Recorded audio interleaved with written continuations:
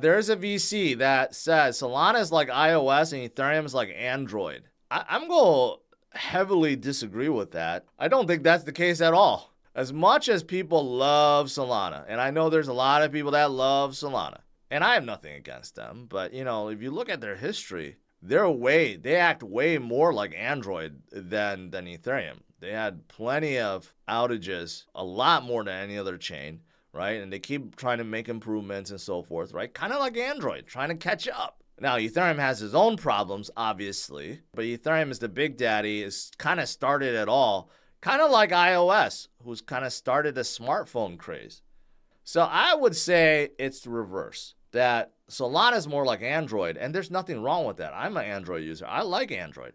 Android is more robust. They're easier to change, right? They're not as like locked by Apple. But people love Apple. People love iOS because of the ecosystem that Apple has created. It's just really easy to use, and people can't get out of that, right? There's nothing wrong with either. But I would say the parallels, it should be flipped around. Solana is more like Android, and Ethereum is more like iOS, in my opinion. And there's of course, there's other competitors like Polygon, who's kind of up there. I don't know what I would make Polygon, or how to categorize Polygon, but nevertheless, they have a lot of chains going on. Their POS chain, their ZK chain, right? And now they're proposing a L2 chain called Ape Chain to help ApeCoin, who currently rides on top of Ethereum. Polygon's just all over the place right now. They want to create 1 million chains for everyone. So we'll see. We'll see if ApeCoin takes, or Yuga Labs, who's behind ApeCoin. We'll see if they're agreeable to that. Well, I have some Cardano stuff.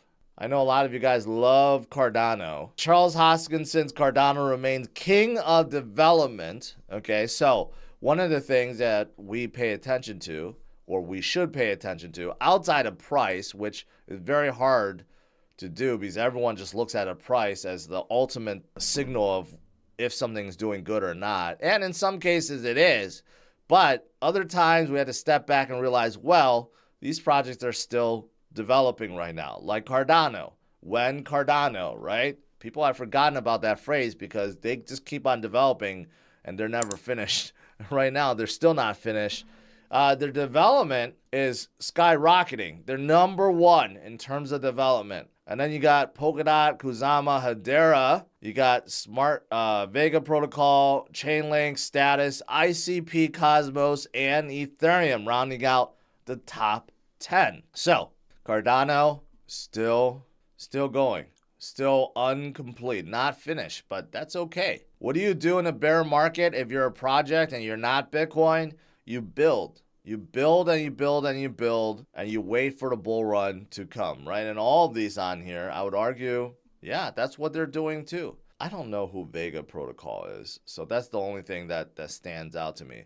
Also, I guess I would say Polkadot and Kusama stands out because I don't hear a lot about them, yet the development is quite high. Interesting. But anyways, going back to Cardano, what else is going on?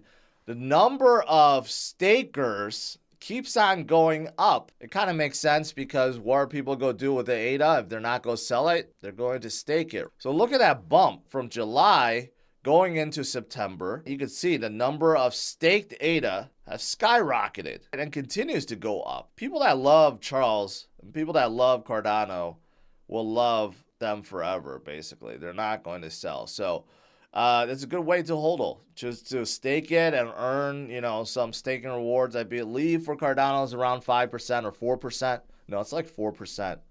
But 4% is better than 0%, I guess. So yeah, that's also happening.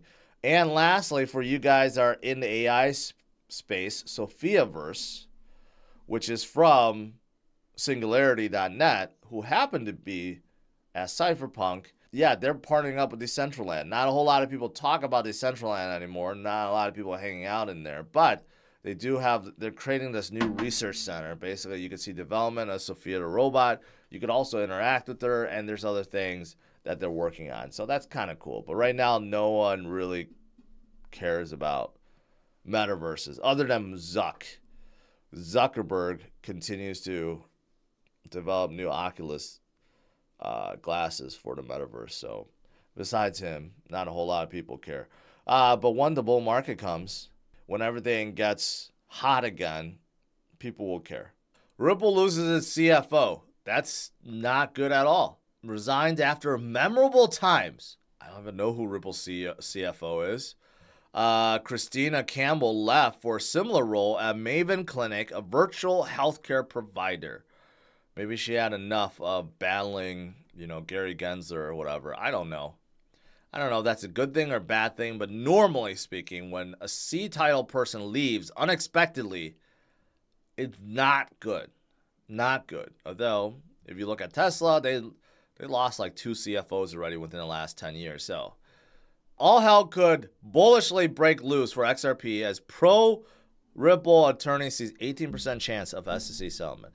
So that means if they don't settle, they're just going to lose outright. And yes, it would be very, very bullish for XRP if that was to happen. And it's looking more and more like it will, because the judge keeps siding with Ripple and keeps denying the SEC from appealing its decisions, right? So the SEC just keeps losing and losing and losing and losing and losing. So they're probably going to lose this overall lawsuit against Ripple too. So that will be fantastic. And XRP supply continue to be accumulated by sharks and whales, right? Even though the transaction is going down a little bit, it does not matter. The sharks and whales continue to load up on XRP because they anticipate good things will happen because of the lawsuit and because of everything else that's going on too. So, I guess strap on. There is another bank that seems to be very pro-crypto. Standard Chartered. They're making a lot of bold predictions. They say Ether could reach 8,000 by the end of 2026. They may have forgotten that the parabolic year ends in 2025, and usually things go down afterwards, right? But no matter. Standard Chartered thinks that Ethereum's going to be at 8,000, right? Which is a major climb from where it is now, obviously. Slightly higher than the previous high. But, in 2025, Ether could be a lot higher than 8,000. It could be well above 10,000, maybe even 15,000, depending on how high Bitcoin goes. And Standard Chartered, their CEO also thinks that Bitcoin could go to 150, 200,000. I forgot what he said. But they're actually very pro Bitcoin and crypto, which is great. Why can't JP Morgan be like this, right? Why can't they just turn pro? Because I think Jamie Dimon is in that position like Peter Schiff, where he's known as a Bitcoin bear, and he can't just flip. I think that's the reason why, right? But we have some leaders that are not beating around the bush. They're just coming out and saying, we love it. We love it. We love to be part of it, because they understand.